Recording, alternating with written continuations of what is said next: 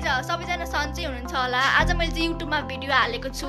राम्रो भयो नि नराम्रो भयो भने फिडब्याक दिनु होला र प्लिज लाइक सब्स्क्राइब कमेन्ट गर्न चाहिँ नबिर्सिनु होला है। अब चाहिँ फिड चेक गरौँ है त। हामी चाहिँ घुम्नको लागि जाँदैछौँ।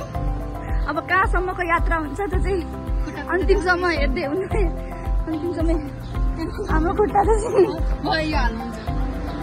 नजानुभन्दा अगाडि चाहिँ के दिक्क लाग्छ भने नि बस चढ्ने ठाउँमा चाहिँ कहिले पुगिन्छ जस्तो हुन्छ क्या। गर्मी हुन्छ रुमबाट 10 मिनट जति लाग्छ।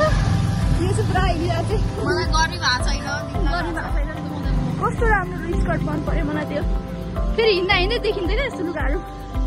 त्यो चाहिँ सिजर पेपर रकन थाल्यो कि हाम्रो दुईवटा अप्सन भयो।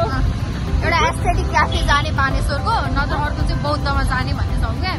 म चाहिँ बौद्ध भन्दैछु, दिदी चाहिँ बानेश्वर भन्ने हुन्छ। सिजर पेपर रकरले जसले जित्यो त्यही जाने। सिजर पेपर मैले जितेँ बौद्ध भनेर मैले। उसको जित भयो बौद्ध जाने भयो हामी चाबेल बौद्धको गाडीमा चढिसकेको छौँ है। यो चाहिँ हाम्रो पर्सनल बस हामीले रिजर्भ गरेको। अब हाम्रो गाडी छ नि त, त्यही भएर यसो पर्सनल गाडी नै रिजर्भ गरौँ न त भनेर चाबेल बौद्धसम्मको हामीले रिजर्भ गराएको छौँ। त्यसपछि अहिले कति बज्यो? 5 बज्यो होला। कति बज्यो? 2 बज्यो। 2 बज्यो अहिले। 2 घन्टामा हामी पुगेर फेरि फर्क्यौँ।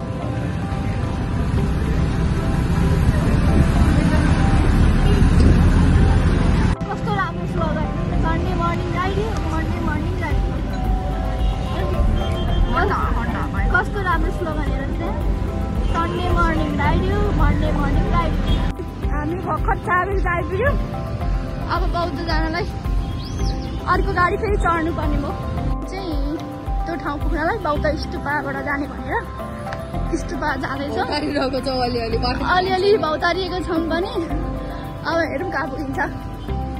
त्यो ठाउँ पुग्नको लागि पहिला स्तुपा चाहिँ हामीले पस्नै पर्ने रहेछ क्या। किनभने हामीले त्यो ठाउँ राम्रोसँग देखाएको छैनौँ कि। अब हेर्दै जाऊँ कहाँ पुगिन्छ भनेर क्या। यहीँदेखि बस्दै बस्दै यसो घुम्दै घुम्दै रमाइलो पनि भइरहेको छ। त्यस्तो घाम पनि लागेको छैन अहिले चाहिँ, शीतल भइरहेको। यहाँ आएपछि अब यो भिडियो नबनाइकन रमाइलो हुँदैन नि त। उहाँको मुख चाहिँ भोकले यत्रो भइसकेको छ। कहिले पुग्ने हिँडेर भन्दै। आज सन्डे पनि कति भिड रहेछ नि। सन्डे पनि भिड नै रहेछ। यस्तो बानी झुम्काहरू कस्तो मन परेको मलाई। गिरिङ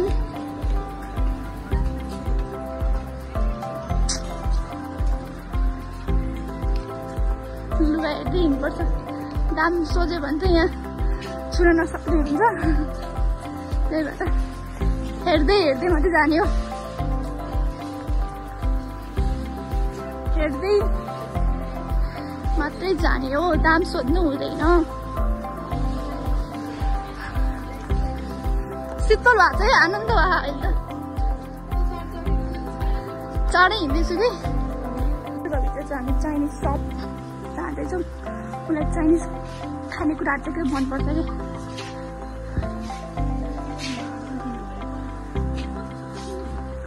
के चाहिँ हेर्नु पर्ने तर चाहिँ यो चाइनिज सपमा चाहिँ प्याकेट मात्रै लिनु हुने रहेछ। प्याकेट लियो भने मात्रै खुला चाहिँ नपाइने। र सप पस्यौँ हामीले लास्टमा यो मात्रै लिएर निस्क्यौँ हामीले है। किनभने हामीसँग त्यो यहाँ अनलाइनमा नहुने रहेछ कि। अनि क्यास यति नै थियो 40 रुपियाँ हामीसँग। क्यास 40 रुपियाँ दिएर हिँडेको। हिँड्दा हिँड्दै कस्तो राम्रो देखेको यो गौतम बुद्धको पनि है। कस्तो खाने फुलबारी भन्ने ठाउँमा हातकतापट्टि हेऱ्यो भने चिया स्पट त माथि देखिराख्नु भएको छ होला। अलिक घर त देखिन्छ। यही माथि बिल्डिङमा रहेछ। यो स्तुपानिर रहेछ हल्का स्तुपाबाट चाहिँ माथि जानुपर्ने। तर चाहिँ पार्किङको सुविधा रहेछ। अब यहाँबाट चाहिँ माथि जानु होला नि त। पार्किङको मजाले सुविधा छ।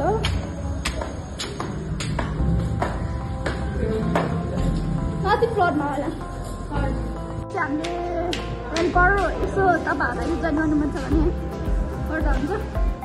त्यो आइसपोर्टमा भ्याकेन्सी खुलेर रहेछ कि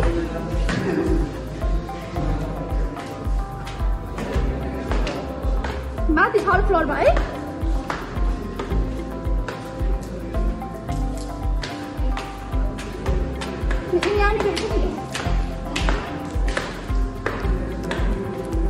सच्चा स्पॉट में से आइपुग्यौँ गाइस।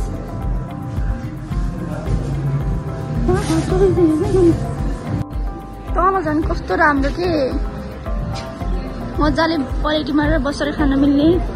यतिकै फोटोमा चाहिँ हिँड्नु हुन्छ नि।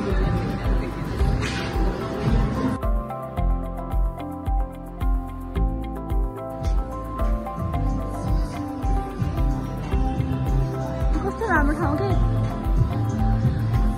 माथि जाने चाहिँ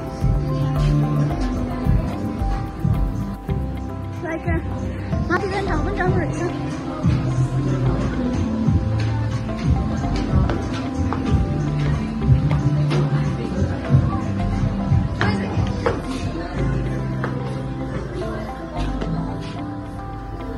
माथिबाट झन् कस्तो राम्रो देखिने। माथिबाट पनि राम्रो देखिने ठाउँ यार।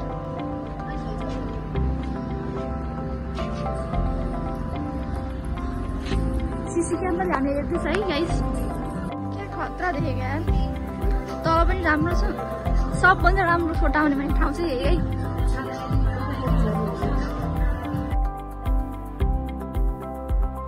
कस्तो राम्रो राम्रो ठाउँ है। यहाँनिर रुम रहेछ। क्या दामी यार रुमहरू पनि।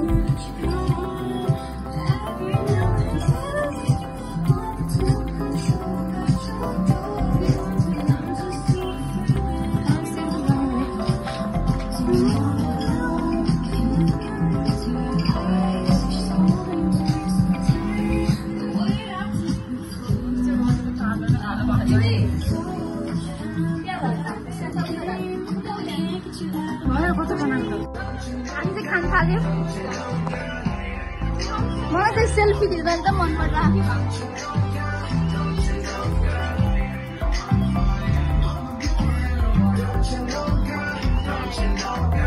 त्यहाँ खतरा रहेछ नि भित्र झन् पिङ्क कलरमा। यो रुम चाहिँ भित्र पस्न नबिर्सिनु होला है तपाईँहरूले आउनुभयो भने चाहिँ। यो रुम चाहिँ क्या खतरा के बार्बी हुन्छ नि बार्बी इन पिङ्क टाइपको के क्या खतरा देखेँ। अझै भित्रसम्म राम्रो कस्तो राम्रो।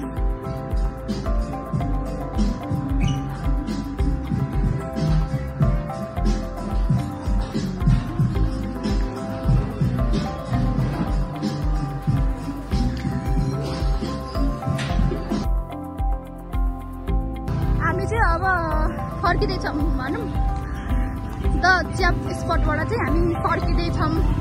हाम्रो आजको दिन के कस्तो भयो भनेर म पुरा भ्लग हाल्छु हेरिदिनु होला है त। त्यहाँ खाएर चाहिँ पेट अलिक टाढ नभएर यस्तो भएर हामीले आइसक्रिम पनि किन्यौँ खानालाई। गर्मी मौसममा आइसक्रिम खानुको छुट्टै मजा हुन्छ गर्मी मौसममा। छिटो गर्न बहिनी भएन। स्ट्रबेरी खोजेको तर चक्लेटै खानु पर्यो लास्टमा। Love bite.